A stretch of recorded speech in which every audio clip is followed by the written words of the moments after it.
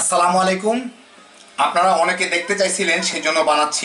এটা হচ্ছে তেল ছাড়া ঝরঝরে পোলাও। পোলাও রান্নাতে তেল ঘি না দিলেও হয়, পোলাওটা অন্যভাবে তৈরি হয়। যেহেতু এটা বাবুর্চিদের মতো কোনো ভাজা ভুজা নাই, আমি যেটা প্রায়ই তৈরি করি, তেলটা যতদূর সম্ভব অ্যাভয়েড করি, কিন্তু স্বাদ গন্ধ একই রকমের, কোনো 19-20 নাই, খালি তৈলাক্ত ভাবটা থাকে না। তো দেখেন কি করে আমি বানাই। আমি এখানে অল্প কিছু পেঁয়াজ কুচি নিচ্ছি, 1 চা চামচ আদা বাটা, 1 চা চামচ রসুন বাটা দিছি এর মধ্যে।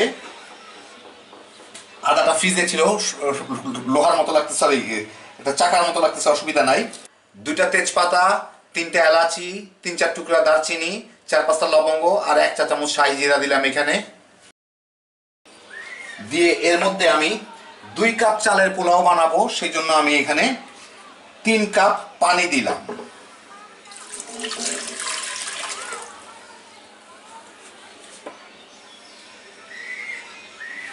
সাথে আমি একটু সবজি দিব, গাজর আর মটরশুঁটি।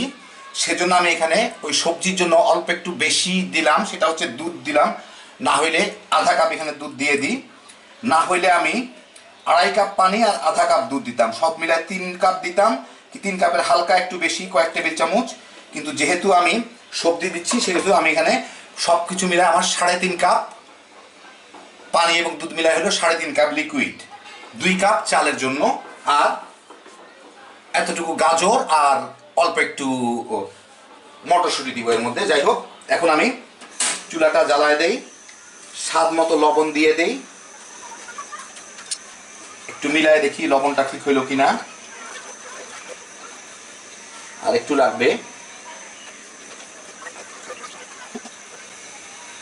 ঠিক আছে, এখন এইটাকে ঢেকে জলদি হবে।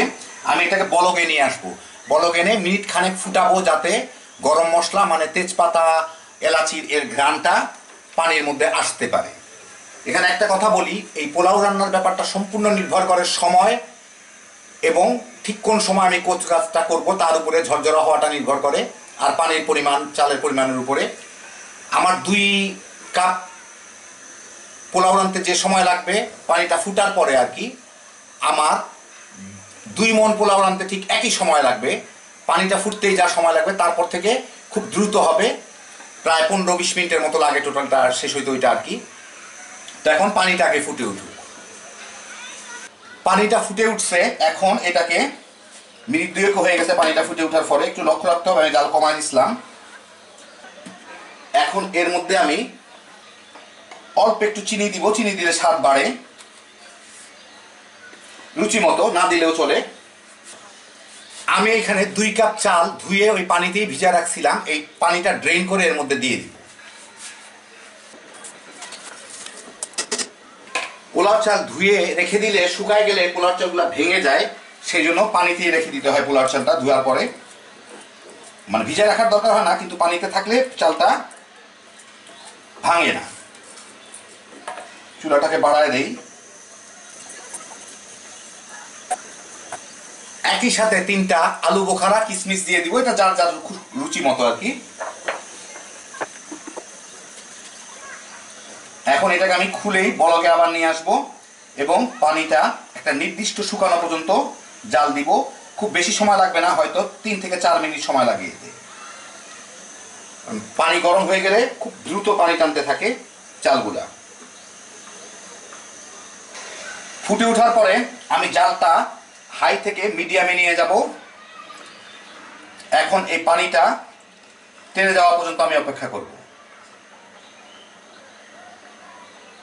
এখন ভালো মতো দেখেন, মিনিট খানেকের মধ্যে পানিগুলা শুকায় গেছে, চালগুলো উপরে দেখা যাচ্ছে, পানি আছে, পানি আর চাল একসাথেই দেখা যাচ্ছে, এখনো অত শুকায় নাই। এর মধ্যে আমি এই গাজরগুলা দিয়ে দিব, সাথে 2টা পেঁয়াজ পাতা, পেঁয়াজ যে দিছিলাম তার গাছ গজায় গেছিল, সেই পেঁয়াজ পাতাটুকু দিয়ে দিলাম, খাইলে ক্ষতি নাই, ভিটামিন আছে। একটু মটরশুঁটি রাখছি, সেগুলাও দিয়ে দিব। 4টা কাঁচামরিচ দিয়ে দিব। আপনার সাথে কথা বলতে বলতে আমার পানিটা শুকায় যাচ্ছে, একটু ভালো মতো মিলাই দিব। এরপরে আর নাড়া যাবে না। মটরশুঁটি গাজর মরিচগুলো যাতে সব দিকে সমানভাবে ছড়ায় থাকে আর কি। বলতে বলতে এই পানিগুলো শুকায় গেল, শুধুমাত্র এখন চালগুলো দেখা যাচ্ছে। আমি এগুলো এখন সমান করে দিচ্ছি।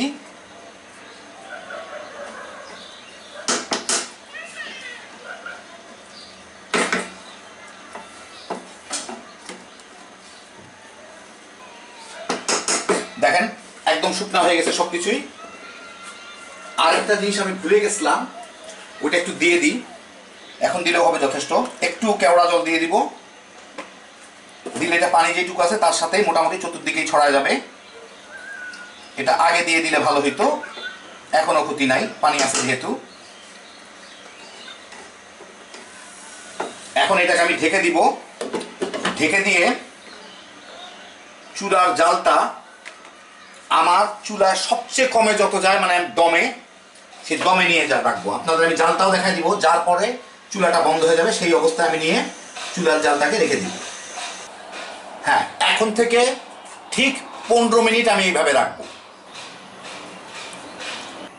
এই যে চুলার জালটা লক্ষ্য করেন, একদম কমে। এর থেকে যদি আমি একটু কমাইতে যাই, চুলাটা দপ দপ দপ দপ করে, এই যে দেখেন ফরফর করে বন্ধ হয়ে যাবে।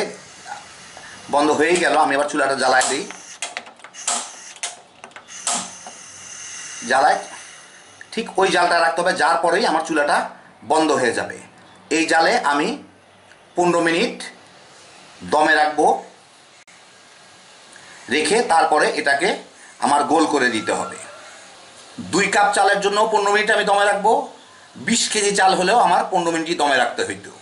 এই পর্যায়ে যত বেশি আর যত কমই হোক না কেন, কিচ্ছু করার নাই। এক্স্যাক্ট টাইম হচ্ছে 15 মিনিট, 12 থেকে 15 মিনিট এই জালে।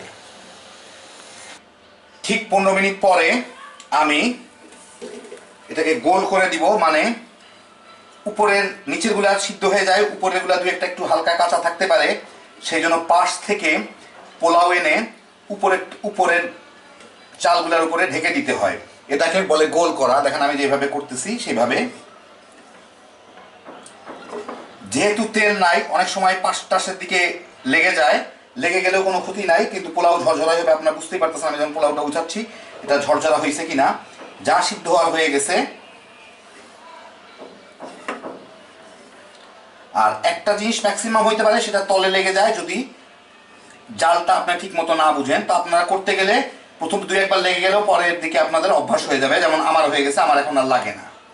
যাই হোক, পাশের পোলাওগুলো এনে উপরে দিয়ে দিলাম। দিয়ে আমি এখন এটাকে ঢেকে দিব। এই উপরের পোলাওয়ের তাপে আর পাত্রটা যতটুকু গরম আছে তার মধ্যেই যে পোলাওটুকু আছে, যদি উপরে যে দানাগুলা ছিল ওগুলা সিদ্ধ হয়ে যাবে। আমি এখন চুলাটাকে বন্ধ করে দিব। বন্ধ করে প্রায় 8-10 মিনিট এটাকে ঢেকেই রাখবো। এর ভাপেই পুরাটা সিদ্ধ হয়ে যাবে। ঠিক 8-10 পরে আমি আপনাদের একটু মিলাই, তারপরে একটা জিনিস বেড়ে দেখাই। আপনারা এখনই বুঝতে পারতেছেন পোলাওটা কতটুকু ঝরঝরা হয়েছে কি না। আমি একটু ক্লোজ আপ করে দিই, তাহলে আপনাদের দেখতে সুবিধা হবে।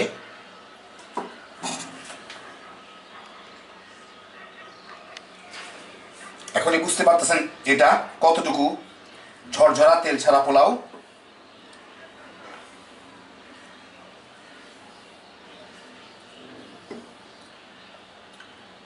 এখন একটু প্লেটে উঠায় বেরেস্তা দিয়ে সুন্দরী বানা একটু দেখাই আর কি, মেকআপ দিয়ে নিই একটু। তো এই যে দেখেন হয়ে গেল আমার তেল ছাড়া ঝরঝরে পোলাও। হ্যাপি জোশ। একটু দিয়ে নিছি, বেরেস্তা দিয়ে একটু সুন্দরী বানা নিছি, মেকআপ টেকআপ দিয়ে আর কি। দেখেন চতুর্দিক থেকে কেমন লাগতেছে। প্রত্যেকটা পোলাও ঝরঝরা আপনাদের তাকাই দেখে বুঝতে পারতেছেন। তো পোলাও রাঁধতে তত কিছু তেল ঘি না দিলেও চলে, খালি তাপমাত্রাটা আর কোন সময় কোনটা করতে হবে সেটা খেয়াল রাখলেই হয়, আর পানির মাপটা। তো আমি এখানে মটরশুঁটি আর গাজর দিছি দেখে আমি একটু পানি বেশি দিলাম, একটু পানি কম দিতে হইতো যদি মটরশুঁটি আর গাজর না দিতাম। মটরশুঁটি গাজর দিলে পোলাওটা দেখতেও সুন্দর লাগে, খাইতেও মজা লাগে, স্বাদে গন্ধে একই রকম, অন্য পোলাও থেকে কোনো পার্থক্য বুঝবেন না। কারণ উপরে 1 চামচ ঘি দিলে খুব একটা ঘিয়ের গন্ধ ওরকম অত আসে না। রাঁধতে গেলে পুরোটা ঘি দিয়ে রান্না উচিত। যাই হোক, যার যার রুচি মতো বানায় নিতে পারে। তো দেখেন কত সহজে তৈরি হয়ে যায়। ভাত রান্নার থেকেও সোজা কাজ একটা। হ্যাপি জোশের একটা আইটেম। নর্মাল পোলাও তেল ঘি ইত্যাদির জন্য যারা খাইতে চান না, এবার বানাইবেন আর তামা তামা করে খাইবেন। যেমন আমি পোলাও পছন্দ করি, আমি প্রায় এই তেল ছাড়া পোলাওটা তৈরি করি। তো দেখেন কত সহজে করে ফেললাম। আল্লাহ আপনাদের সবাইকে ভালো রাখুন, ইনশাআল্লাহ আবার দেখা হবে। আল্লাহ হাফিজ।